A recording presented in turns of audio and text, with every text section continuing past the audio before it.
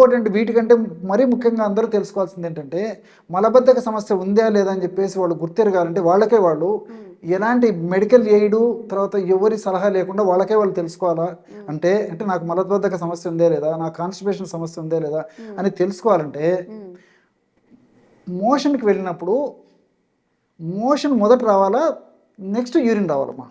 ఓహో. మీరు చాలా మందిని గమనించుంటారు, చాలా మంది వాళ్ళ అబ్జర్వేషన్లో వాళ్ళ దైనందిన జీవితంలో మోషన్ పోయినప్పుడు గమనించి ఫస్ట్ యూరిన్ వచ్చేస్తుంది, తర్వాత మోషన్ వచ్చేస్తుంది. సో అది మలబద్ధక సమస్య అన్నట్లు. చిన్న చిన్న టిప్స్ అమ్మా, చాలా మంది తెలియవు ఇవన్నీ. సో ఇవన్నీ నేను చెప్పేసరికి మరి ప్రేక్షకులు కూడా 190% మంది ఇవన్నీ ఉంటాయి, అన్ని ప్రాబ్లమ్స్ ఏదో ఒకటి. అందుకే నేను మొదట్లోనే చెప్పాను 190% మందికి మలబద్ధక సమస్య ఉంటుందమ్మా అని చెప్పాను, సూక్ష్మంగా చెప్పేశాను. సో మరి ఈ మలబద్ధక సమస్య ఉండడం వల్ల మలబద్ధకం సమస్త రోగవర్ధకం, అన్ని జబ్బులకు ఇదే కారణభూతం అయిపోతుంది.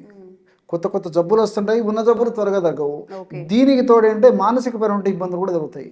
కోపము, చికాకు, విసుగు, ఏ పని మీద ఆసక్తి లేకపోవడము, నిద్ర లేకపోవడము, ఇలాంటి మానసికమైనటువంటి ఇబ్బందులు కూడా కలిగేటువంటి పరిస్థితి ఏర్పడుతుంది. దైనందిన జీవితంలో చేసేటువంటి పనులు కూడా చాలా ఉత్సాహంగా చేయలేరమ్మా ఈ మలబద్ధక సమస్య ఉంటాయి. సో ఇలాంటి అనేక రకాలైన సమస్యలు ఈ మలబద్ధక సమస్య వల్ల శారీరకంగా ఇబ్బందులు పడడమే కాకుండా దాని యొక్క